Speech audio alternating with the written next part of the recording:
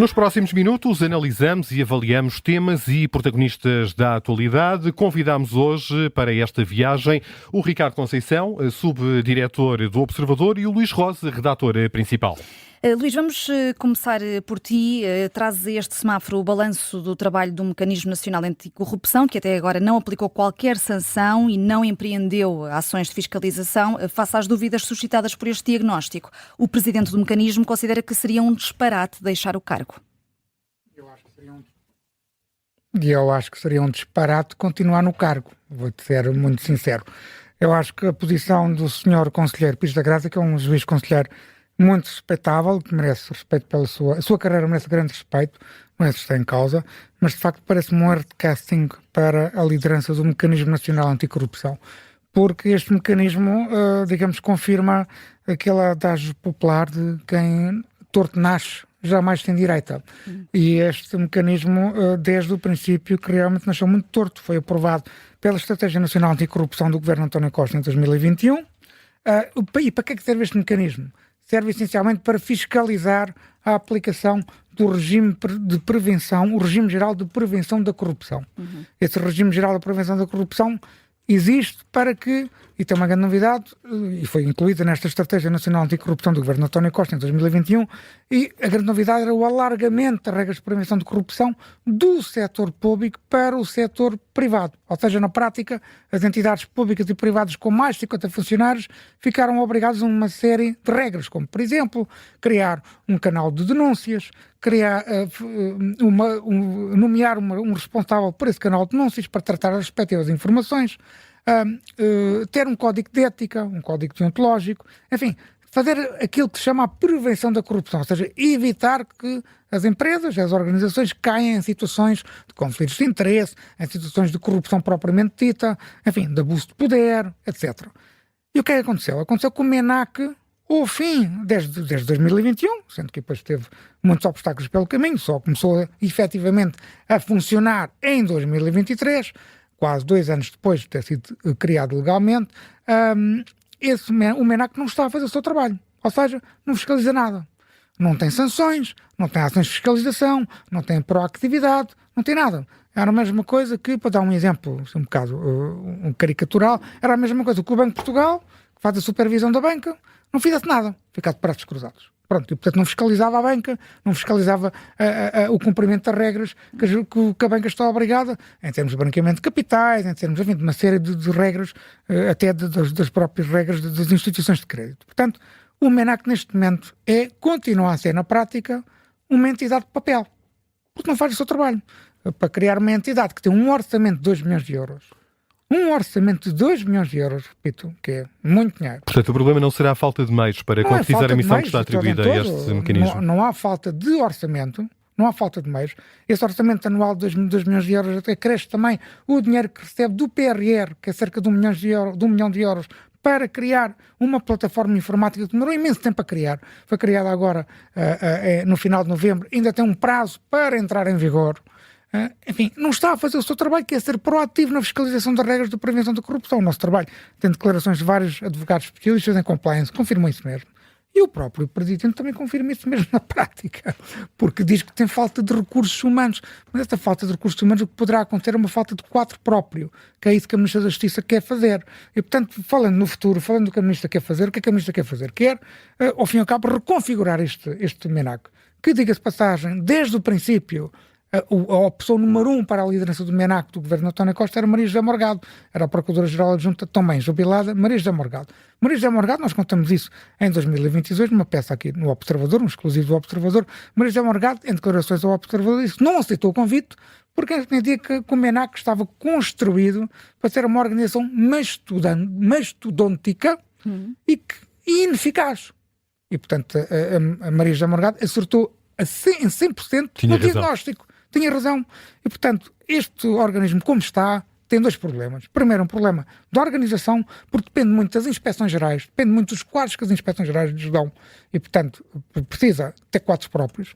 Mas também precisa uma orgânica flexível, como Maria José Morgado defendia, flexível, eficaz, eficiente, Isso também, por isso é preciso, se calhar, ter uma nova orgânica e um quadro próprio. E também é preciso de uma nova liderança.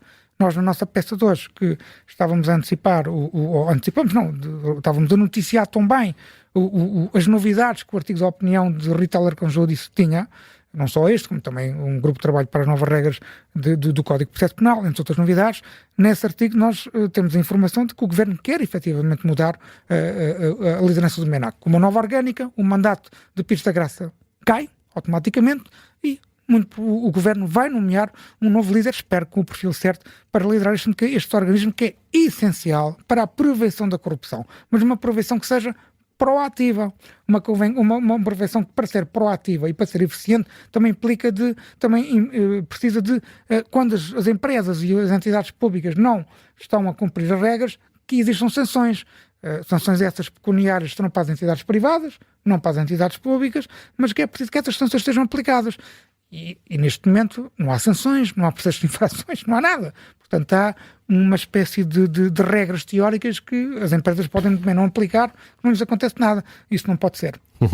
Ricardo, é também este tema que trazes, este semáforo político. Sim, e vou aproveitar para publicitar o episódio da História do Dia de hoje que faço com o Luís Rosa, que está disponível, é precisamente sobre corrupção, e é muito interessante, não é por ter a Nós ti como somos uma dupla fantástica. Uma dupla imbatível. Mas queria pegar no que o Luís acaba de dizer, porque acho que isto tudo radica na falta de exigência que nós temos enquanto cidadãos em relação à corrupção, porque, para o mal ou para o bem, nós vivemos num país e numa realidade dos jeitinhos, não é? Cada um vai dando um jeitinho, cada um vai ligando ao amigo, ou à amiga, ou ao primo, ou ao padrinho, para dar mais um jeitinho, e custa-nos entender que sempre que esse jeitinho é dado, o outro pode ser, e é muitas vezes, prejudicado por esse jeitinho. Acho que o Presidente da República apelou hoje, ou publicou uma nota a pedir... Era um sobressalto de cidadania. Exatamente, um sobressalto de cidadania. Acompanho o Presidente da República nesse pedido. Acho que há muito tempo precisamos de um sobressalto de cidadania em matéria de corrupção, porque, como em quase tudo na vida, isso começa nos cidadãos, começa em cada um de nós. Mas depois, como o Luís estava a explicar, nós temos as ideias, temos os sistemas, temos ou não temos os meios, mas quer dizer, depois nada funciona e fica esta percepção, porque o que nós sabemos sobre a corrupção, no fundo, é uma percepção de que ela existe, de que ela está instalada, de que é uma realidade transversal à sociedade portuguesa, e isso é péssimo para os cidadãos, apesar de depois, na prática, e os factos desmentirem um pouco esta ideia de que isto é tudo um país de corruptos. Não é um país de corruptos. E que está tudo a saque, mas essa percepção existe sempre, existe entre nós enquanto povo. Por isso, é necessário esse tal sobressalto cívico. Se calhar até dou já um sinal verde ao Presidente por esse alerta. Não, vou mudar a cor. Vai cair para intermitente, porque o Presidente da República publica uma nota, não é? Publica uma nota no site da Presidência. Ele que tem uma vida pública há 50 anos, que tem responsabilidades políticas, também de formação, enquanto comentador, enquanto opinador, jornalista, às vezes pede-se um bocadinho mais e os políticos têm de dar mais neste caso. Esta nota é a boleia do Dia Internacional contra a Corrupção e não a propósito do artigo da Ministra. Agora, voltando ao início desta minha brilhante intervenção, o que eu quero salientar é isto, o combate à corrupção tem de começar em nós. Nós, cidadãos preocupados, ativos, que querem um país melhor para si e para os seus filhos e para os seus netos, tem de começar em nós. Nós temos de ser os grandes fiscalizadores e os grandes impulsionadores de medidas anticorrupção. Enquanto isso não acontecer, acho que esta percepção se vai manter.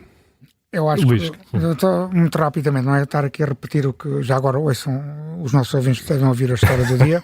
É um ótimo programa coordenado ainda só da auditoria do só Ricardo duas Conceição. recomendações deste semana.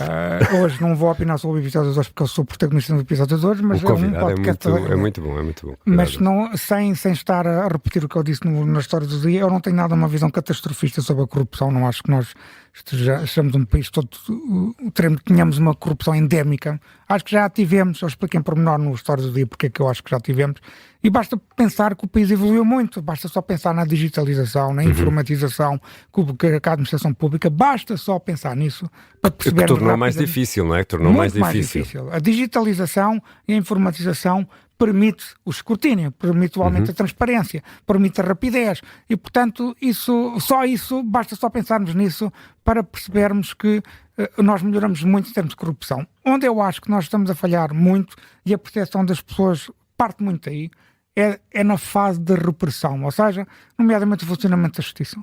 O funcionamento da justiça penal na área Ainda hoje temos mais notícias nesse sentido. Temos mais notícias nesse sentido. É um bom exemplo. Eu não vou dizer que é paradigmático, mas é um exemplo que ajuda a aumentar essa percepção negativa da população sobre o combate à corrupção. Que é um caso de Lalande Castro, o caso da máfia do sangue da Operação O Negativo, como se quiser, que era um caso muito mediático, nasceu de uma investigação jornalística. Lalande Castro estava acusado de corrupção ativa de um alto funcionário da saúde, Cunha Ribeiro, ex-diretor da administração de Lisboa e Val do Tejo da Saúde, e o crime de corrupção ativa prescreveu. Já não acontece o que acontecia nos anos 80 e 90, que eram os processos todos prescreverem, era o chamado prescrição de gaveta, nomeadamente no Tribunal Constitucional. Já não acontece.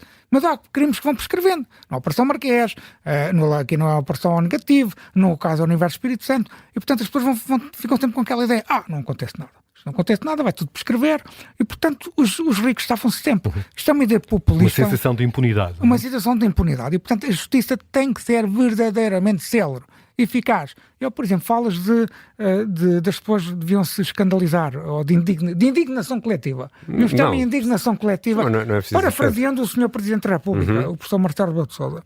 Eu, por exemplo, fico espantado. Eu nem sequer vou falar da população em geral, mas vou falar só do comentariado e de nós jornalistas. Como é que nós jornalistas, muitos de nós são comentadores nas televisões, como é que nós não ficamos indignados por natureza com a Operação Marquês? Ainda por cima somos indignados por natureza. Escândalo. Como é que... Quando comecei no Independente, diziam-me sempre que devia-se apresentar uma história dizendo, começando por dizer que é um escândalo e acabando por dizer que é um escândalo. Mas como é que nós, comentadores e jornalistas, não nos indignamos com a Operação Marquês? Nós temos um principal arguido que nós, jornalistas, conhecemos muito bem. Aliás, ele passa a vida a atacar-nos, a dizer que nós somos culpados pelo Estado dele, quase como se fôssemos culpados pelo facto de ele ter sido acusado de corrupção.